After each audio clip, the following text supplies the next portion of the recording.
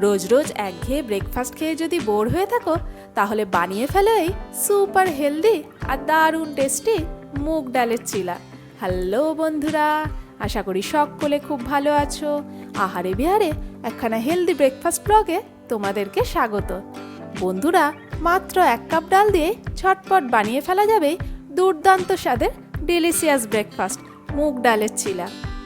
মুগ ডালের চিলা বানানোর জন্য আমি এখানে ব্যবহার করেছিলাম হলুদ মুগের ডাল। আমি নিয়ে নিয়েছিলাম প্রায় 1 কাপ মতো ডাল, আর ডালটা আমি আগের দিন রাত্রেই ভিজিয়ে নিয়েছিলাম। তোমরা চাইলে কিন্তু এটা সবুজ মুগের ডাল দিয়েও বানাতে পারো। ডালটাকে ভালোভাবে ধুয়ে আমি নিয়ে নেব একটা স্ট্রেনারে। যদি কোনো কারণে তোমরা আগের দিন রাত্রে ডালটা ভেজাতে ভুলেও যাও, সেক্ষেত্রে ডালটা পেস্ট করার ঠিক 2 থেকে 3 ঘন্টা আগে যদি ভিজিয়ে নাও, তাতেও কিন্তু কোনো অসুবিধা হবে না। এরপর এর মধ্যে আমি অ্যাড করে দেবো বেশ কিছু মশলা। দিয়ে দিলাম ছোট ছোট 3 টুকরো মতো আদা, 1খানা মতো কাঁচা লঙ্কা, আর দিয়ে দেবো বেশ কয়েকটা কারি পাতা। বন্ধুরা, যদি তোমাদের বাড়িতে কারি পাতা অ্যাভেলেবেল থাকে অবশ্যই অ্যাড করো, এটাতে কিন্তু টেস্টটা অনেকটা বেশি বেড়ে যায়।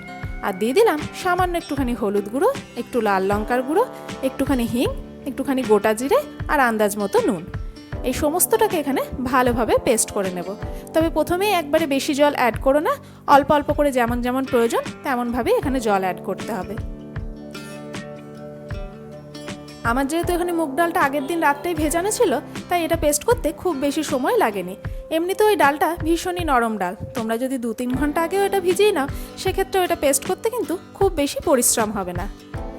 এই মুগ ডালের চিলা শুধুমাত্র হেলদি ব্রেকফাস্টই নয়, এটা কিন্তু দারুণ টেস্টিও হয়। তার সঙ্গে সঙ্গে এটা একখানা হোলসাম মিলও বটে। ডালটাকে কিন্তু আমরা এখানে খুব সুন্দর ফাইনলি, মানে এরকম একটা স্মুথ পেস্ট বানিয়ে নেব। আর এর টেক্সচারটা থাকবে সুপার ক্রিমি, মানে ডালের একটা দানাও যেন না থাকে, মানে খুব ফাইনলি ডালটাকে কিন্তু এখানে পেস্ট করে নিতে হবে। ডালটার এই কনসিস্টেন্সিটাই এখন রেখে দেবো। এর সঙ্গে কিন্তু এখন কোনো জল আমি অ্যাড করব না, তবে ডালটাকে এখন একবার খুব ভালো করে মিক্স করে রেখে দেবো।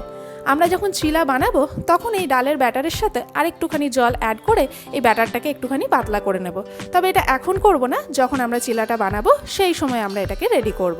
আপাতত এটাকে খুব ভালোভাবে মিক্স করে এক সাইডে রেখে দেবো।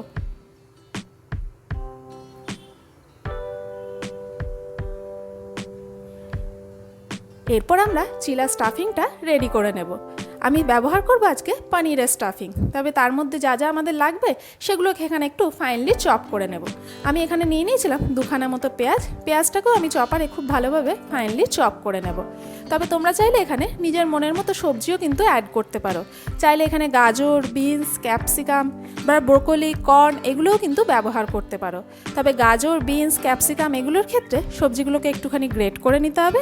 আর যদি কোনো কারণে ব্রোকলি বা কর্নস ব্যবহার করো, সেগুলোকে একটুখানি সটে করে নিতে হবে। কারণ সবজিগুলো যেহেতু স্টাফিংয়ে খুব বেশি কুকড হওয়ার সময় পাবে না, তাই সবজিগুলোকে কিন্তু এখানে ফাইনলি চপড করে নিতে হবে। আর সেই জন্যই আমি পেঁয়াজটাকে এখানে খুব সুন্দরভাবে ফাইনলি চপড করে নিলাম। তার সঙ্গে আমি নিয়ে নিয়েছিলাম 2খানা মতো টমেটোটাকেও এখানে চপড করে নেব। তবে এটা এখানে খুব বেশি চপড করার দরকার নেই, তাহলে টমেটোটা একদম পেস্ট হয়ে যাবে। আমি জাস্ট এখানে চপারে টমেটোটাকে 2বার ঘুরিয়ে নিয়েছিলাম। টমেটোটা যে ছোট ছোট একটুখানি টুকরো হয়ে গেছিলো, সেটাই আমি আজকে ব্যবহার করব। তবে টমেটোর রসটা কিন্তু এখানে আমি ব্যবহার করব না। এরপর একটা মিক্সিং বোলের মধ্যে আমি নিয়ে নিলাম ওই ফাইনলি চপ করে রাখা পেঁয়াজ কুচিটা, তার সঙ্গে সঙ্গে নিয়ে নিলাম টমেটো কুচিটা, আর নিয়েছিলাম ঝালের স্বাদ মতো বেশ খানিকটা কাঁচা লঙ্কা কুচি, দিয়ে দিয়েছিলাম বেশ অনেকটা পরিমাণে ধনে পাতা কুচিও। এই ধনে পাতাটা যেরকম কালারটাকে সুন্দর করবে, তেমনি টেস্টটাকেও অনেকটাই এনহ্যান্স করবে। দিয়েছিলাম একখানা ভাজা মশলা, মানে ভাজা জিরের গুঁড়ো, আর একটুখানি গোলমরিচের গুঁড়ো, সামান্য একটুখানি ড্রাই জিঞ্জার পাউডার, স্বাদ মতো নুন, আর নিয়ে নিয়েছিলাম প্রায় 100 গ্রাম মতো পনির। আমি একটা গ্রেটারের সাহায্যে, মানে গ্রেটারের ঠিক যে বড় দিকটা আছে, বড় দানাটা, সেই দিকে পনিরটাকে গ্রেট করে নেব, নইলে কিন্তু পনিরটা খুব বেশি ম্যাশি হয়ে যেতে পারে।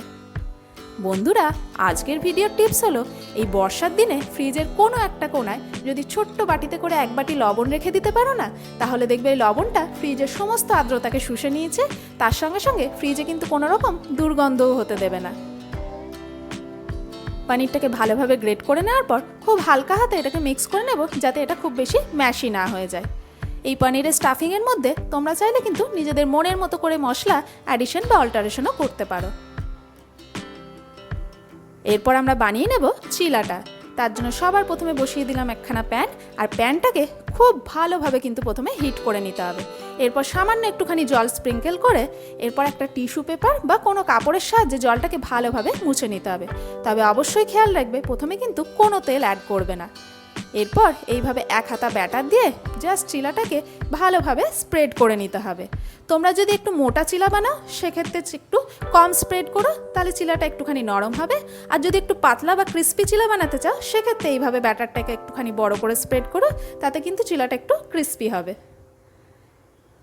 এরপর আমি দিয়ে দিলাম ওপর থেকে পনিরের স্টাফিংটা। তবে এই পনিরের স্টাফিংটা কিন্তু পুরোপুরি অপশনাল, তোমরা চাইলে প্লেন চিলাও কিন্তু বানাতে পারো। তবে স্টাফিংটা দেওয়ার ফলে চিলার ময়েশ্চারটাকে যেমন সুন্দরভাবে ধরে রাখবে, তেমন খেতেও কিন্তু বেশ ভালো লাগবে। স্টাফিংটা দেওয়ার পর আমি 1 চামচ মতো সাদা তেল দিয়ে দিলাম ওই স্টাফিংয়ের উপরে, আরও 1 চামচ সাদা তেল দিয়ে দিলাম ওই চিলার চারপাশে। তার ফলে চিলাটা খুব বেশি ড্রাই হবে না এবং তুলতেও কিন্তু আমাদের বেশ সুবিধা হবে। এরপর একটা স্প্যাচুলার সাহায্যে এই স্টাফিংটাকে খুব ভালোভাবে সেট করে দেব, যাতে এটা ভালোভাবে আস্তে আস্তে কুকড হতে পারে, তার সঙ্গে সঙ্গে চিলার সাথে খুব ভালোভাবে সেটও হয়ে যায়। আমি তোমাদের দেখাই কিভাবে ভেতরে স্টাফিংটা আস্তে আস্তে কিন্তু কুকড হচ্ছে, আর চিলার চারপাশেও সুন্দর একটা ব্রাউন কালার কিন্তু চলে এসছে। জাস্ট মোটামুটি 1 মিনিট একদম লো ফ্লেমে এটাকে কিন্তু আমাদের কুক করে নিতে হবে। এরপর একটা পাতলা ধারালা খুন্তির সাহায্যে এইভাবে আস্তে আস্তে একটা সাইড তুলে জাস্ট এইভাবে ফোল্ড করে দিলে দেখবে চিলা আমাদের পুরোপুরি রেডি। অনেকেই বলে চিলা উঠতে চায় না, তবে তোমরা যদি আমার এই ট্রিক্সগুলো ফলো করে চেষ্টা করো না, তাহলে দেখবে চিলা তুলতে কোনো অসুবিধা হচ্ছে না। আমি আরেকটা চিলা তোমাদের বানিয়ে দেখাই। ভালোভাবে জল স্প্রিঙ্কেল করে এইভাবে খুব ভালোভাবে মুছে নিতে হবে, মানে যে এক্সট্রা অয়েলটা আছে সেটা যেন কোনোভাবেই না থাকে। কারণ তেলটা যদি থেকে যায় না, তাহলে যখন তোমরা চিলার ব্যাটার দেবে তাহলে তেলের জায়গাগুলো ব্যাটারটা স্লিপ করবে এবং সেই জায়গাগুলোতে চিলাটা গ্যাপ হয়ে যেতে পারে।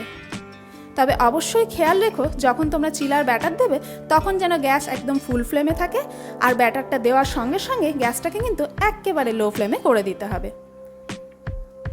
এই চিলা কিন্তু ভীষণই হেলদি, যেহেতু ডালের মধ্যে রয়েছে হাই প্রোটিন, তার সঙ্গে সঙ্গে আজ আমি পনিরটা অ্যাড করেছি, পনিরের মধ্যেও রয়েছে প্রোটিন। তোমরা যদি সবজি অ্যাড করতে চাও সেক্ষেত্রে সবজির মধ্যে থেকেও তোমরা পাবে ফাইবার ও ভিটামিনস। তার ফলে কিন্তু চিলা খুব বেশি হেলদি খাবার, একটা চিলা খেলে অনেকক্ষণ পেট ভর্তি থাকবে।